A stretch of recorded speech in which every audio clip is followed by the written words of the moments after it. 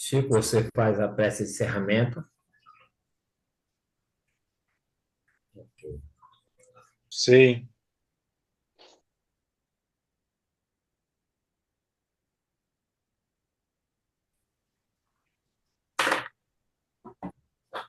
Olá, boa noite a todos. Sejam todos bem-vindos a mais uma quinta-feira de estudo dessas obras maravilhosas de André Luiz. Estamos estudando a sexta obra dessa coletânea de 13, intitulado o livro Libertação, trazido para nós sob a pena do nosso querido Francisco Cândido Xavier. Hoje estamos recebendo a nossa irmã Liz Maria Ramos Pinto Rajab, lá de Araraquara, né, da Casa Centro Espírita Ismael. Temos na harmonização a nossa querida Rita Azambuja, na prece inicial a querida Dilu, e na prece final o nosso querido Chico, né, Francisco Sena. Que nós possamos abrir as nossas mentes, os nossos corações para absorver tudo que nossa irmã trouxe para dividir conosco e, ao final, que nós possamos levar essas reflexões que ela trouxe com muito carinho para o nosso dia a dia. Que nós possamos absorver o máximo desses estudos que nos é apresentado por cada irmão que está conosco a cada quinta-feira. Rita, é com você, querida. Boa noite.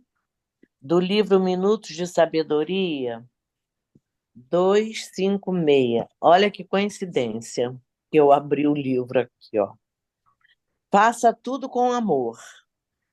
Tudo que é feito sem amor sai mal feito e tende à destruição. Só o amor constrói obras eternas e penetra profundamente o coração da humanidade, porque só o amor é positivo. Tudo que não é amor é negativo. Faça tudo com amor, porque o próprio Deus é amor. Quando as criaturas fizerem tudo com amor, saberão o que é a saúde e a felicidade. Que assim seja. Graças a Deus. Graças a Deus.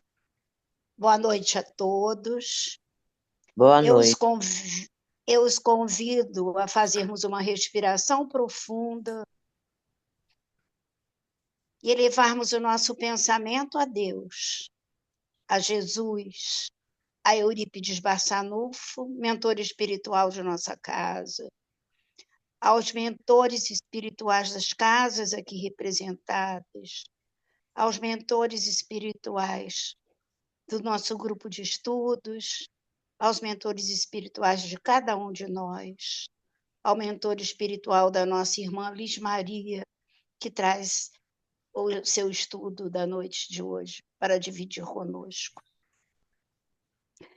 Vamos então agradecer a eles por mais essa noite, por mais essa oportunidade de estudos, por termos escolhido estar aqui e pedir que a nossa reunião transcorra num ambiente de paz e que nossa irmã Liz Maria, facilitadora do estudo, receba de seu mentor a intuição necessária para que suas palavras toquem nossos corações e mentes, fortalecendo em cada um de nós a determinação, a vontade firme de sermos a cada dia um pouco melhores.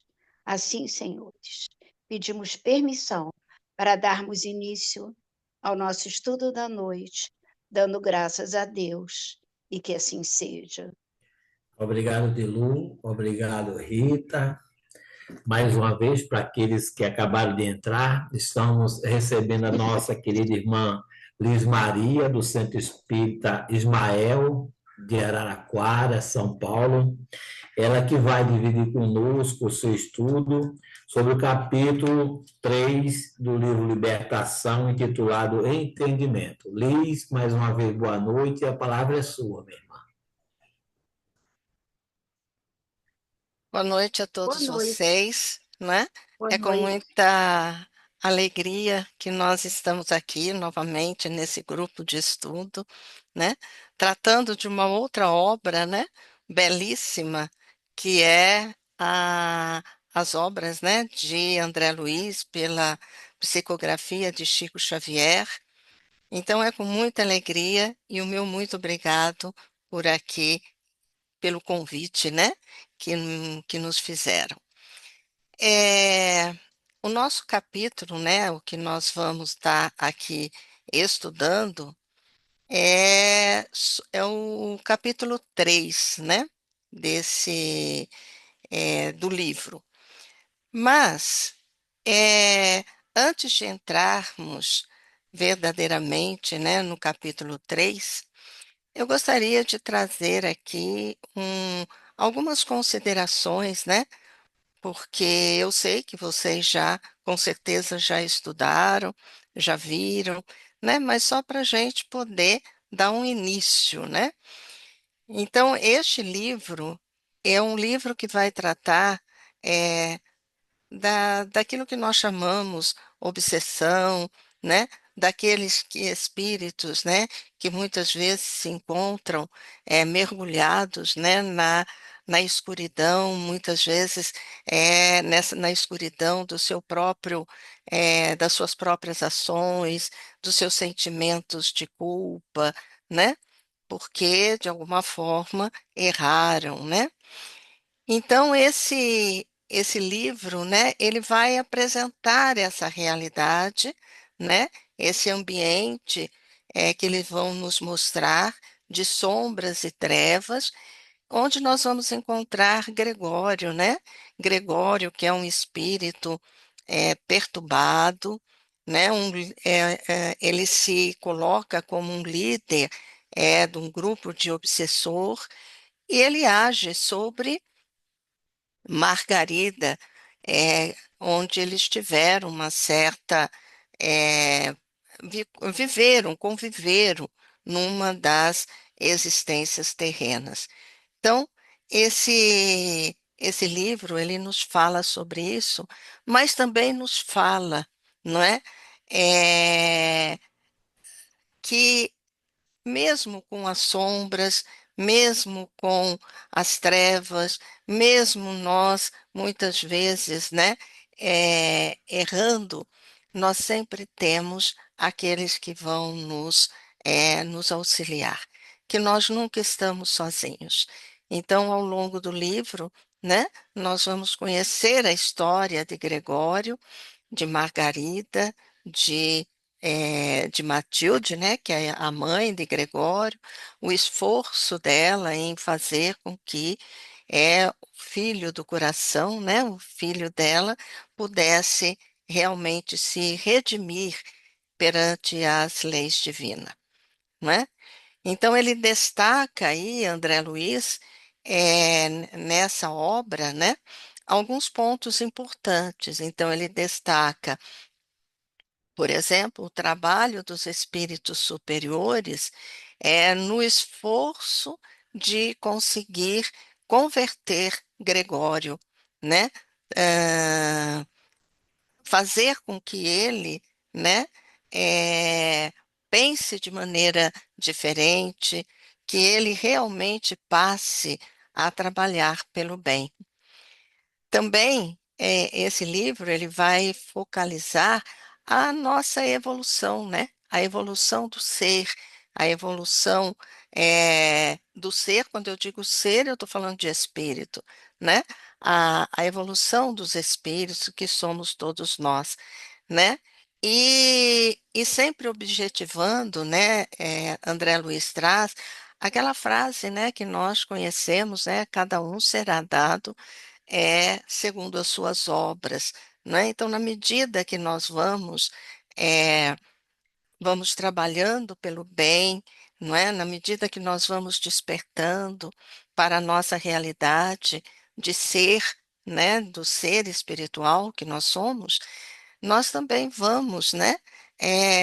Buscando diante desses caminhos, vamos ter consequências destes caminhos também importantes para a nossa evolução. E a gente vê isso bem, né? E nós vamos ver nesse capítulo um diálogo, né, entre, aliás, dois diálogos muito importantes, né? Que demonstra exatamente isso e que inclusive é falado sobre essa questão, né, de que a cada um de nós, né, vai ser dado dependendo das obras que nós fazemos, né, que nós praticamos. Ah, então, na verdade, o capítulo inicia, né, o capítulo 3 intitulado Entendimento, né? Por que entendimento? Porque ali eles estavam procurando entender, né, quais os objetivos das tarefas que foi dado a ele, né? Entender sobre os casos de obsessão, entender sobre a o processo, né, de evolução que pode alcançar, entender sobre as leis de Deus, né, sempre ali a nos assessorar, né? Então, inicia-se então com ele, André Luiz, né, dizendo que eles já estavam cientes que dos objetivos da viagem que iam conduzi-lo à crosta e que eles iam ter, né, uma passagem por uma colônia que eles falam colônia purgatorial, não é? E, e ali, não é, ia se processar, né, todos os ensinamentos. Então a missão era deles naquele momento era realmente socorrer Margarida, que numa encarnação anterior era filha de Gúbio, e esse Gúbio vem a ser, neste livro, o instrutor de André Luiz, porque nós sabemos que cada livro, André Luiz traz um instrutor, né? Aquele que vai acompanhá-lo nas suas trajetórias, não é? Nos seus ensinamentos, eh, responder, né, sempre os questionamentos, porque ele tinha demais, né, questionamentos, né? Então, a missão era justamente socorrer essa Margarida, que tinha sido filha dele em encarnações, né, anteriores, e mais ainda, também um objetivo de aproximar, né, Gregório e Matilde, aproximar, ah, eh, promover um encontro, né, entre mãe e filho. Então, Gregório, ele foi filho de Matilde, permaneceu muitos séculos no caminho do mal, passa a ser chefe dessa falange de espíritos inferiores que atacavam a Margarida, tá certo? E aí, André Luiz, ele sempre, né, ele está ali justamente para fazer as perguntas, né, para se obter respostas, para trazer para nós, né, todo esse entendimento sobre o mundo espiritual. Então ele diz que era assim admirável ele pensar, né, e ver que se formavam verdadeiras expedições em nossa esfera. Então, quer dizer, ele estava assim admirado, né, de se ver ali a formação de expedições de espíritos, né, para vir até a Terra para um simples caso de obsessão. Então, ele coloca simples caso de obsessão. Mas, na verdade, né, nós não temos simples caso de obsessão, né? A obsessão, ela, ela tem várias vertentes, né? Muitas vezes nós ainda vamos dizer assim, poderá ser um enigma para nós, não é? E ele vai explicar isso, o instrutor Gúbio, né? Então ele diz que os homens encarnados, nós seres encarnados, nós não suspeitamos, né? Não passa pela nossa cabeça a extensão dos cuidados, diz ele, que despertam em nossos círculos de ação. Então, veja, né, nós muitas vezes, diante da dor, diante das dificuldades, nós não pensamos, muitas vezes nós não conseguimos alcançar, né, esse entendimento que os guias protetores estão do nosso lado e que a nossa dor desperta, não é? Os cuidados que eles têm para conosco, né? Então, não somos assim sozinhos. E ele diz ainda, Gúbio, em resposta ao pronunciamento de André, né? Que todos, né? Todos, sejamos encarnados, sejamos desencarnados, nós somos corações imantados, ou seja, nós somos corações unidos, né, uns aos outros. Nós estamos unidos uns aos outros na busca do que? Da nossa transformação, através do que? Das experiências que nós vamos vivendo.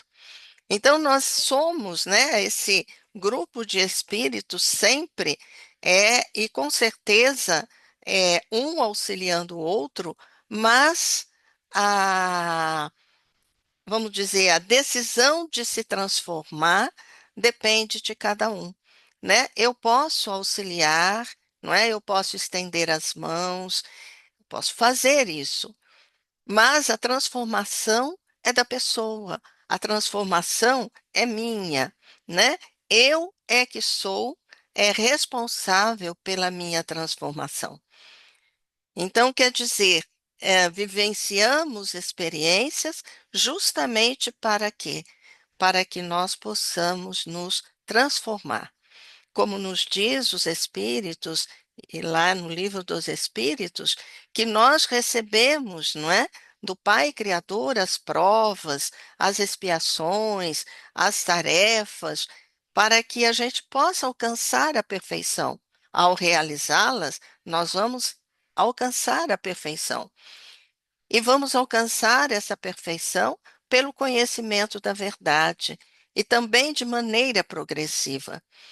Então, tudo isso são as experiências que nós vamos vivendo e cada um de nós temos que nos dedicar, nos esforçar para a nossa transformação. E ele diz ainda, Gúbio, né, a André, que os laços de amor, de ódio, de simpatia, de repulsão, não é? Vai nos acorrentar reciprocamente. Então veja que ele coloca amor, coloca ódio, coloca simpatia, coloca repulsão. Então nós estamos unidos por esses sentimentos, não é? É, se eu tenho amor em meu coração, obviamente eu vou estar em sintonia com aquele que também já desenvolveu o amor. Se eu tenho ódio, eu também vou estar em sintonia com aquele que já desenvolveu o ódio, não é? Mas todos nós estamos assim, em sintonia uns com os outros. E ele diz que as almas, né, corporificadas na crosta, ou seja, nós encarnados, né, guardamos um passageiro sono, né? Claro, quando nós reencarnamos, nós como esquecemos, né, daquele do nosso passado, né? Mas esse esquecimento, ele é temporário, né? É só enquanto nós estamos aqui encarnados. Ao retornarmos ao mundo espiritual, que é a nossa verdadeira pátria, a nossa verdadeira morada, nós vamos voltar a lembrar de tudo aquilo, né, que fizemos e mais ainda as experiências dessa própria encarnação. Então, tudo isso ele está explicando, não é? Para mostrar, não é, a importância dessas expedições acontecerem, não é? Para que possam nos auxiliar. Então, os perigos, como ele diz, né, vão ameaçando muitas vezes as criaturas que amamos, não é? Seja agora ou seja em épocas, atrás, né, passadas, né? Mas veja, os homens não se encontram sozinhos nessa nessa caminhada. E ele diz uma frase muito importante, que era o que nós já até falamos aqui, que a responsabilidade pelo aperfeiçoamento do mundo compete-nos a todos. Olha só que maravilha. Nós somos responsáveis pelo nosso aperfeiçoamento moral, né? Nós somos responsáveis, mas também somos responsáveis pelo aperfeiçoamento do mundo. Por isso que lá, quando no Livro dos Espíritos, Allan Kardec fala sobre a reencarnação, os espíritos nos respondem que a reencarnação, ela tem como objetivo não só o nosso aperfeiçoamento moral, mas também trabalharmos na criação do Pai, não é? Então, quer dizer, nós somos responsáveis para isso. Muito bem. E aí, né, nós sabemos que a enferma que deveria eh, ser tratada, né, ser cuidada, era essa Margarida, que ela se encontrava doente, né, e que essa expedição, não é, justamente é para atender, né, esse caso. E, e é importante o que ele fala para André, ele diz assim: em cada problema de socorro, é imprescindível considerar as várias partes do jogo. Olha só, quando nós vamos ajudar alguém, de repente nós temos uma visão unilateral, né? E a gente acha que falando desse jeito, daquele jeito, a gente vai muitas vezes atingir o objetivo. E muitas vezes nós agimos por impulso, muitas vezes nós agimos por invigilância, né? E ele nos diz que para eu auxiliar, eu tenho que o quê? Eu tenho que considerar as várias partes em jogo. Principalmente, então, ele diz, em virtude do enigma de obsessão que nos propomos resolver, somos levados a buscar todas as personalidades que compõem o quadro de serviço. Então, é importante isso a gente saber, né, nesse sentido, porque muitas vezes recebemos na nossa casa espírita, se nós temos, né, o trabalho de desobsessão, criaturas que se encontram obsediadas, né? E nós sempre culpamos o espírito, né?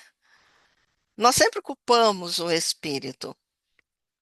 E, na verdade, nós temos que ver todas as partes, porque nós só vemos aquele efeito. E, na verdade, nós precisamos aprender ao quê? A conhecer as causas. Por isso que num trabalho de desobsessão, é preciso que as duas partes sejam cuidadas, o encarnado e o desencarnado. Porque senão, muitas vezes, nós vamos incorrer em erros. Então, a gente diz assim: esse espírito obsessor, onde já se viu, nós culpamos ele, mas nós não sabemos as regras do jogo, nós não sabemos tudo que abarca aquela história, não é? Porque nós temos que ter o conhecimento eh, das vidas passadas, daquilo que aconteceu, tá certo? Eh, e mais, ele vem dizendo que cada espírito é um elo importante em extensa região da corrente humana. Então, nós formamos, né, essa corrente, cada um de nós, cada espírito, forma o quê? Um elo importante. Então, nós estamos realmente uns vinculados, como ele diz lá atrás, imantados uns aos outros, às vezes pelos sentimentos de amor, mas também muitas vezes pelo sentimento de ódio, de rancor, tá certo? Eu fui pegando assim algumas frases, né? Porque senão realmente não daria para a gente falar tudo, né? Ah, ele vem dizendo também, o homem terrestre, mormente nos dias tormentosos, costuma ver somente o seu lado. Então, é aquela história, né? Que eu preciso saber, preciso conhecer toda a história para que eu possa auxiliar a contento. Porque se eu for conversar com uma determinada parte, o erro sempre é do outro, né? Nós nunca erramos, não é verdade? Então, o erro é sempre do outro. A gente só consegue ver o nosso lado da dor, o nosso lado do sofrimento, o nosso lado da amargura, não é? O nosso lado quando entramos, né, muitas vezes na questão do sentimento de culpa, nos levando a depressões, etc. e tal. Então, a gente só vê o nosso lado diante vamos dizer assim, das tempestades, né? A gente só vê o nosso lado, mas na verdade nós temos que eh, aprender a ver todos os lados. E ele fala que da justiça, né? Que essa justiça comum, ela deve ser propriamente considerada, né? Ela tem que ser considerada para que as coisas possam funcionar. Então, em resposta a essas considerações, né, o instrutor ainda ele diz, né, é, que em razão, né, de todos esses casos de desarmonia espiritual na Terra, né, os servidores então passam a tratá-los de que forma? Sem inclinações pessoais, mas tendo como base o amor que Jesus exemplificou. E nessas ocasiões, diz ele, preparamo-nos a satisfazer todos os imperativos de trabalho, salvacionistas, que a tarefa nos impunha. Então, quer dizer, André Luiz questionando o fato de grandes extensões de espíritos saindo lá do mundo espiritual, vir até a crosta para atender simples caso de obsessão, e aí nós já começamos a perceber que não é simples caso, né? Nós sabemos que a obsessão, de uma maneira geral, obviamente que existem aí as diferenças, né? Mas de uma maneira geral, nós temos sim a obsessão simples, temos a fascinação e temos a subjugação, que o espírito ele vai alcançando esses níveis. Marlene Nobre nos traz assim um ensinamento, um estudo muito interessante, né? Num livro que ela fez, agora eu esqueci o nome do livro, daqui a pouco eu lembro, aí eu falo para vocês, né? Então, vem trazendo as implicações dessa ação, né, de espíritos, entre espíritos, porque também não podemos dizer que seja de espírito encarnado para espírito desencarnado, de desencarnado A para encarnado. obsessão e suas máscaras. Isso mesmo, é isso mesmo. A obsessão, Maravilhoso. então, ela nos traz nuances lá, né, que a gente fala, nossa, mas isso existe mesmo, né? E está lá, não é? Então, nós sabemos que nesse caso, né, essa imantação não se dá só entre desencarnado e encarnado. Se dá também de encarnado para desencarnado, de desencarnado para desencarnado, de encarnado para encarnado. Então, existe aí, né, um leque muito grande e que nós realmente precisamos, sim, de ajuda em todos esses casos de desarmonia. E os espíritos, não é? Os protetores, os missionários do espaço, né? Eles vêm, né? vêm como servidores para nos auxiliar nas nossas inclinações, nas nossas transformações. E qual é a base do serviço? A base do amor. Isso é importante, porque muitas vezes, num caso assim de obsessão, muitas vezes nós, na nossa ignorância, no nosso desconhecimento, na nossa invigilância, nós até ficamos rancorosos com a situação, mas, na verdade, neste caso, em qualquer caso de desarmonia que precisa ser auxiliado, a base é o amor. E nós vamos ver isso claramente quando do diálogo, né, que vai ter. E aí eles têm que passar, né, primeiro por um determinado lugar, lá eles encontram um outro instrutor, o instrutor chamado Gama, né, que ele se encarregava daqueles serviços daquela casa, né, daquele local. Tinham os doadores, né, de fluidos sublimados, né, que realmente nós podemos pensar assim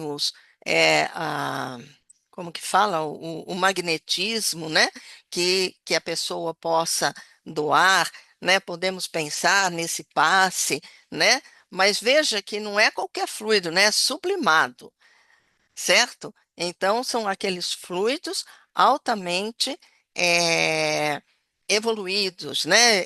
Fluidos assim, que realmente estão ali para auxiliar naquele momento, tá certo? Existia também um outro grupo que era constituído de duas irmãs, né? E elas, a presença delas ali era para o quê? Para receber instruções para o trabalho que deveria realizar nas esferas mais baixas. Tá certo? Então, a organização deste trabalho, antes de ir lá, né, para cuidar, né, da Margarida, então eles passam por este local, aonde então vão encontrar, né, essa equipe que vai receber as instruções de como eles tinham que se portar, como que ia ser o trabalho, né? Veja que nada é feito a toque de caixa, não é? Tudo é feito com organização, com disciplina. E quando eles estavam ali em oração, né, uma entidade já mais superior, né, fala que está com uma luz, né, uma luz muito grande, ela se aproxima, não é? E é justamente um espírito que é mãe, né, dessas duas irmãs. Foi mãe, né, na encarnação, tá certo?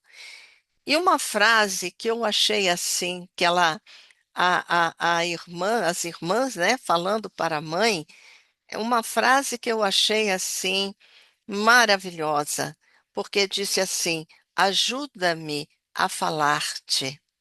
Olha que maravilha, não é? Como eu vou falar com um espírito mais superior, não é? Como eu vou me fazer entender, não é? Com aquele espírito mais superior. Então, ajuda-me a falar-te, que é justamente, não é, um sentimento de humildade que nós vamos encontrar ali. E ela, então, as mocinhas lá, as irmãs, elas contam a história que foi dado a elas, a tarefa, né, de velar pelo pai que está nas trevas, tá certo? Que está lá mergulhado nas sombras. Só que elas não conseguiam. Por quê? Porque ele escapava da influência renovadora, né? Ele se comprazia com a companhia daquelas entidades que eles estavam ali assessorando. Ele ainda praticava aquele vampirismo, né? Entre as criaturas, né? E aí a gente fala vampirismo, sim, né? Porque vai se utilizar, né, a, da energia, né, dos espíritos é, desencarnados e também encarnados, principalmente encarnados, né? Então, é, é vampirismo justamente por conta disso. Então ela diz que, que elas não conseguiam fazer, né? Então ele não atendia à atuação carinhosa delas, né? Ficava com seus pensamentos vagos, gritava blasfêmias, né? Procedia como louco, né? Então essa era a atitude desse pai e elas não conseguiam, né, fazer vingar aquela tarefa que foi dada a ela, né, para fazer. E, e aí, é, nós precisamos entender a história, né, para a gente analisar o que é que estava acontecendo.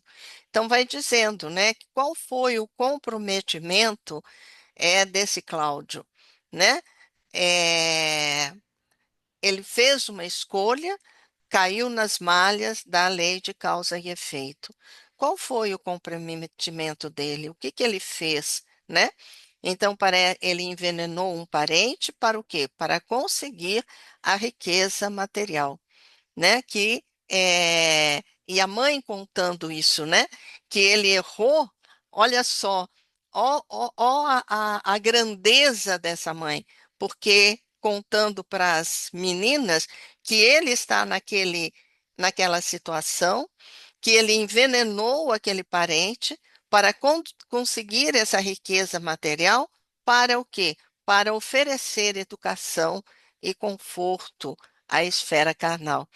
Embora ele tivesse feito o erro, ela ainda, de alguma forma, estava procurando ver naquela atitude uma atitude que pudesse ajudar a salvá-lo. Não que ela estivesse conivente com o erro, não é isso. Ela sabia que estava havendo o erro, sim, que ele havia errado muito, que ele estava lá, né, eh, pela, pela lei de causa e efeito, mas ele estava mostrando para as meninas, para as filhas, né, a intenção dele, qual foi a intenção deles, né? E ainda diz, por dedicação a nós três, não hesitou diante da tentação que o constrangeu a infernal compromisso. Quer dizer, por conta disso, ele se comprometeu de uma maneira assim, vamos dizer assim, com muito sofrimento, não é?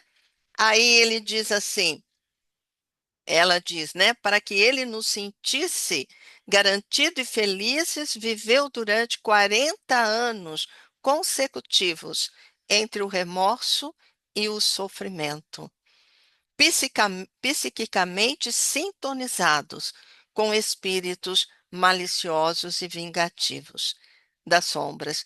Então, veja, ele se compromete, né, por conta de querer dar, né, à família, não é, vamos dizer, um conforto melhor, oferecer a educação, mas ele faz isso e qual foi diante do comprometimento dele, ele viveu 40 anos em remorso. Por quê? Porque ele vamos dizer assim, ele burlou as leis divinas, as leis que estão inscritas na nossa consciência. Então, por um objetivo que ele achava que poderia melhorar, ele traz para ele um sofrimento atroz. Porque ele já imaginaram, gente, você viver 40 anos vivendo remorso, estar sintonizado com os espíritos maliciosos e vingativos da sombra? Já pensaram a dificuldade, o sofrimento desse espírito? E aí a mãe, e elas ali, né, dizendo que não conseguia, olha a frase que a mãe utiliza. o sol combate a treva todos os dias. O sol nasce todos os dias, iluminando, combatendo a treva. E muitas vezes, quando nós temos que realizar uma determinada tarefa, nós muitas vezes ah, nos escondemos, né, dessas responsabilidades, nos lamentamos que nós não conseguimos realizar, não é? Que está muito difícil, mas a mãe diz para elas, né, para elas prestarem atenção, para elas serem vigilantes, que é justamente que o sol combate a treva todos os dias. Nesse sentido, nós temos que, outra frase que ela traz, batalhemos contra o mal incessantemente até a vitória. Então, é sempre ter, né, na nossa mente, diante muitas vezes das nossas dificuldades, dos nossos desafios que a gente tem, né, de tudo que nos acontece, lembremos dessa frase: o sol combate a treva todos os dias. Portanto, nós temos que batalhar, né, contra o mal incessantemente até a vitória. E ainda ela diz: não se suponham sozinhas neste conflito doloroso. Desculpemos o papai infinitamente e colaboremos para restituí-lo à terra firme da luz. Desculpar, desculpar, perdoar, não é? Porque todos nós somos criaturas imperfeitas, todos nós. E um dos princípios da caridade justamente é o perdão das ofensas. Não importa se a criatura errou, ela já vai ter que responder por esse erro. Mas nós precisamos aprender a perdoar. Lembremos Jesus diante da mulher adúltera, não é? Onde todos estavam ali querendo apedrejá-la, e Jesus, ele faz aquela célebre pergunta, né? Quem tiver sem pecado, que atire a primeira pedra. E depois, no final das contas, ninguém atirou, e ele diz para a moça, para a senhora: eu também não te condeno, vai-te e no futuro não peques mais. Então, Jesus não condenava. E muitas vezes nós queremos condenar. Nós queremos condenar aquele que errou, embora nós também erramos. Embora nós também ainda estamos sujeitos a esses erros. Joana de Ângeles nos fala que nós temos o direito de errar, porque é com o erro que nós vamos aprender e nós vamos crescer. Então, nós temos o direito de errar. Então, ela diz: desculpe, perdoe, não é? Perdoe esse pai, porque ele já está em sofrimento e que o trabalho é justamente restituí-lo à terra firme, ou seja, auxiliá-lo na sua transformação. Se o Cristo trabalha por nós, desde o princípio dos séculos, sem que lhe possamos compreender a amplitude dos sacrifícios, que dizer das nossas obrigações de amparo e tolerância para com os outros? E assim ela falando, foi trazendo aquelas considerações. Tem assim uma série de frases que ela coloca, né? Mas não daria para trazer tudo, né? E aí eu convido todos vocês a irem ler, né? Porque realmente é muito bom mesmo, é belíssimo, né? O capítulo. Aliás, o segundo, os outros capítulos também são muito bons, né? E tem uma pergunta que ela faz, que nós poderíamos gozar, porventura, o espetáculo augusto das esferas resplandecente, ouvindo-lhe a harmonia indefinível numa situação de destaque, adquirida à custa daqueles que gemem e desfalecem nas trevas? Será que eu, enquanto mãe, enquanto pai, que fui, né?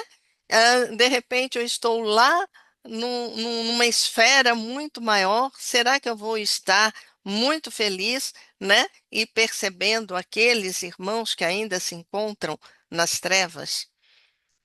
Então, nós temos exemplos de espíritos que se dedicaram a continuar na Terra, embora já estivesse muito longe daqui. Nós temos Alcione no livro, né, Renúncia, Bezerra de Menezes. Por quê? Porque eles sentem a tarefa do que de auxiliar todos aqueles que se desfalecem, né, aqui, não é, diante da dor, do sofrimento, e como que ele vai ser feliz, não é? Como poderá ser feliz vendo tanto sofrimento? Então, abandonar, como ela diz, quem nos serviu de degrau em plena ascensão divina é das mais horrendas formas de ingratidão. Abandonar quem nos serviu de degrau, porque aqueles que erram, não é? Aqueles que cometem os erros, muitas vezes vão servir de degrau para nós, para que nós realmente possamos ascender. Abandonar seria justamente uma ingratidão. E aí ela conta os planos, não é? Que ela, o que que ela tem na cabeça, que ela vai reencarnar, vai receber todos eles, né? O marido, aquele que ele envenenou, as duas meninas que estavam ali, aqueles que eles desviou também, né? Para viver uma encarnação aqui, uma nova encarnação, tá certo? Então, essa foi a, a história, né, de Cláudio e dessas irmãs. Depois, né, acabou, né, essa entidade vai embora, e aí vem uma outra entidade igualmente luminosa, que é a Matilde, né, que é a Matilde, e que ela chama, conversa com o Gúbio, né, o instrutor, agradecendo a ele o concurso que ele estava, o auxílio, né, que ele estava dando para que ela pudesse encontrar-se eh, com Gregório, né? Então, olha só o que ela diz: creio haver chegado efetivamente o instante de aceitar-te a ajuda fraterna em favor da libertação de meu infortunado Gregório. Espero há séculos. Gente, não é um dia, não é dois, é séculos. E não é um século também, né? Porque está no plural. Então, existe há séculos que ele está nessa mesma toada, né? Nesse mesmo trabalho, não é? Então, ela esperava séculos para o quê? Para que pudesse alcançar a renovação, que ele pudesse alcançar a renovação e a penitência dele. E ela diz assim: impressionado pelos imensos recursos do poder do passado distante, cometeu os erros. Sim, cometeu os erros hediondos, né? Foi internado, né, nessas perigosas organizações, né? Especializou-se a oprimir os ignorantes e infelizes. E pelo endurecimento, né, do coração, ele conquistou o quê? A confiança dos gênios cruéis, não é? Daqueles sacerdotes, né? Em mistérios escuros, não é? Ele passou a ser chefe de falange de centenas de outros espíritos desditosos. Então, essa é a, a apresentação de Gregório, né? Que nós vamos ver nos capítulos subsequentes, né? Como que isso vai se desdobrar. E aí ela diz que faz 50 anos que ela conseguiu se aproximar dele mentalmente. Por quê? Porque ele começa a experimentar algum tédio, o que constitui uma bênção nos corações infiéis do Senhor. Então, o que isso quer dizer? Experimenta algum tédio, porque quando estamos diante do mal, quando estamos em sintonia com o mal, vai indo, a gente se cansa, está lá no Evangelho. Nós nos cansamos de fazer o mal. E vamos, né, sentindo que está faltando alguma coisa, que é preciso mudança. Agora, quando começamos a fazer o bem, a gente não cansa nunca. A gente não cansa nunca. Então, veja, há séculos ele está dessa forma. Faz 50 anos que ela conseguiu atingir a sua, se aproximar dele mentalmente. E ela já começa a perceber, não é, que ele já está experimentando algum tédio. Já lhe surpreendo no espírito rudimentos de necessária transformação. Rudimentos. Veja que a transformação, ela não se dá da água para o vinho, ela não se dá do dia para a noite, nem da noite para o dia, não é? Nós vamos vagarosamente subindo os degraus, vencendo os degraus, para que a gente realmente possa atingir esse aperfeiçoamento. E aí ela diz: ainda ele não chora sob o arrependimento, né? Parece ainda que está longe do remorso salvador, entretanto, já duvida da vitória do mal. Então ele ainda não despertou, né? Ele ainda não despertou para a realidade, ele ainda está cego, né? Para buscando as vinganças, o ódio, etc. e tal.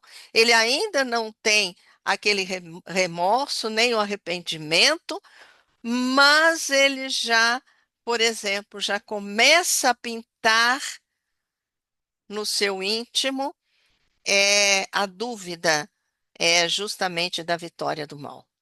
E aqui eu gostaria de dar uma parada. Quanto tempo eu ainda tenho, hein, gente? Acho que eu estou 8, Liz. 8. Isso. Eita, meu Deus do céu. Tem que aprender a falar menos, não é não? Isso eu vejo assim como uma coisa muito importante, não é?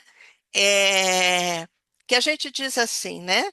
De acordo com a lei do livre-arbítrio, a gente muitas vezes, equivocadamente, nós falamos que é o nosso protetor quando nós escolhemos o caminho, né, do mal, ele vai nos ajudando, só que uma hora ele se afasta. Então dá a impressão que o nosso guia protetor se afasta, vai lá para outro canto e nós ficamos aí à mercê, né? Da espiritualidade negativa. Veja que não é dessa forma. Obviamente que a Matilde estava ali e não estava impondo a ele nada, mas estava auxiliando ele, estava procurando penetrar-lhe na sua mente, para que ele realmente pudesse ir despertando. É o trabalho que eu falo, que é pela beirada dos pratos. Os espíritos vão trabalhando pela beirada dos pratos, não é? Para que a gente possa despertar, tá certo? Então, isso eu achei importante, né? Que ela está ali, né, cotidianamente auxiliando, procurando penetrar na sua mente, para que ele pudesse, depois de 50 anos, não é, começar a duvidar se o mal realmente é vitorioso. E aí ela diz assim: na pauta do julgamento humano comum, meu filho espiritual será talvez um monstro. Para mim, contudo, é a joia primorosa do coração ansioso e enternecido. Olha só a definição que ela dá para este espírito perdido, não é?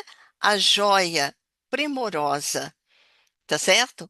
Penso nele qual se houvera perdido a pérola mais linda num mar de lama, e tremo de alegria ao considerar que vou reencontrá-lo. Olha que maravilha, né? Que belíssima é, explicação que ela dá. Que para nós, ao lermos, a gente fala, nossa, que espírito ruim, não é? Esse espírito é um monstro, mas para ela não. Por quê? Justamente só por conta de um sentimento de mãe? Não.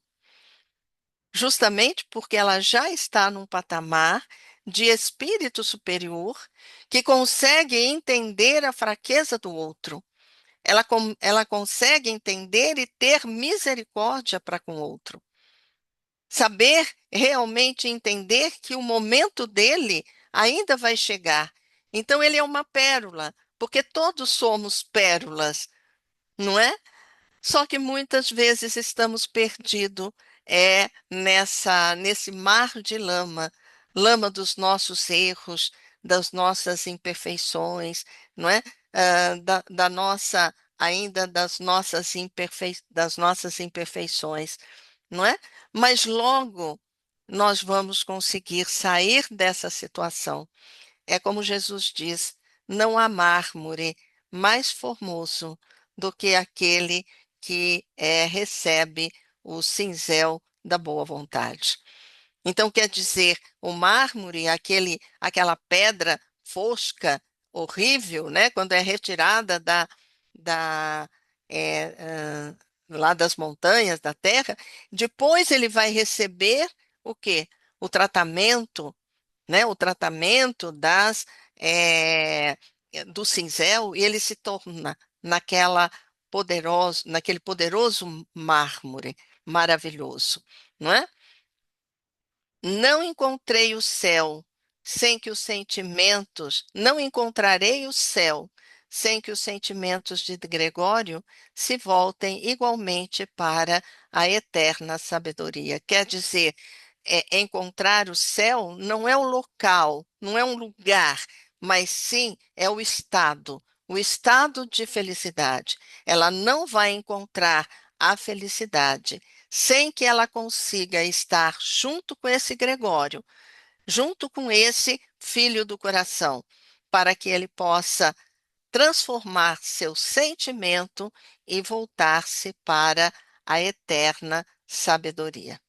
E ela conta os seus planos também, aonde ela vai reencarnar, vai ter Gregório com ela, e ela diz que ela vai se dedicar a educá-lo sobre os princípios superiores que regem a vida. Ele vai crescer sob a minha inspiração imediata e receberá a prova perigosa e aflitiva da riqueza material. Então veja, né? As duas histórias, né? Nos traz o quê? Nessas duas histórias, nos traz a coragem, não é? Nos levam a entender a perseverança que nós temos que ter, o bom ânimo, a esperança, porque dentro da família nós vamos encontrar espíritos, muitas vezes, é, ah, que não estão em sintonia. Muitas vezes, algum problema que nós trazemos, né, da outra encarnação. E sabendo disso, a nossa atitude, o nosso comportamento, uma vez que nós conhecemos a doutrina espírita, estamos procurando meditar sobre ela, é justamente enfrentarmos essas dificuldades como elas disseram que iam enfrentar. Ia ter problemas, ia, mas elas iam continuar permanecendo de maneira corajosa a atingir o objetivo. Todos nós temos objetivos a alcançar. todos nós, não é? E que a gente consiga fazer isso, independente das dificuldades que a gente tem. Então, eu achei, assim, esse capítulo, assim, que diz respeito a nós, né? Diz respeito ao nosso, a nossa vida, aquilo que nós fazemos, as dificuldades que nós vamos encontrando pelos nossos caminhos e como é que nós devemos agir, como é que nós devemos nos comportar. Acho que era isso. Terminei certinho, hein? Fala a verdade. Maravilhoso, Liz. Eu fiquei aqui boca aberta, né? Gratidão, minha irmã, Eu por que mais agradeço. uma vez. Eu já deixo o convite aberto para que nós continuemos até e a vida continua, né? Nós vamos estudar Sim, as 13 obras e que você permaneça com essa, como falou Janice, com essa doçura, trazendo essas reflexões para a gente. Gratidão, tá? eu que agradeço. E com muito prazer vou estar aqui. Sim. Lena, quer falar alguma coisa, querida? Em nome do grupo? Só agradecer. Faço minhas suas palavras. Muito obrigada, minha irmã. Que Deus abençoe e que você continue estudando, né? Sendo essa estudiosa e dividindo conosco, né? Suas reflexões. Muito obrigada. Um abraço a todos aí da sua casa espírita, para você também e sua família. Muito obrigada. Então vamos convidar o Chico para fazer o encerramento. Então, diante desse banquete espiritual que nós recebemos aqui na noite de hoje, só nos resta agradecer a Deus, nosso Pai de amor e de bondade, ao nosso Mestre Jesus e toda a equipe espiritual que estiveram conosco, nos dando esse suporte para que a nossa reunião transcorresse num clima de paz e de fraternidade. Agradecemos imensamente a nossa irmã Liz Maria pela sua boa vontade e que ela continue, conforme foi falado aqui, sempre estudando e divulgando a doutrina espírita.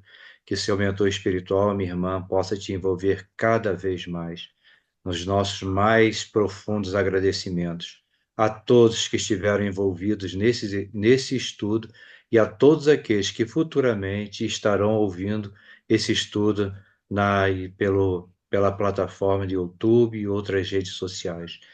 Que Deus continue abençoando a cada um de nós, as nossas casas espíritas, abençoando o nosso planeta Terra nesse processo que ele passa de transformação.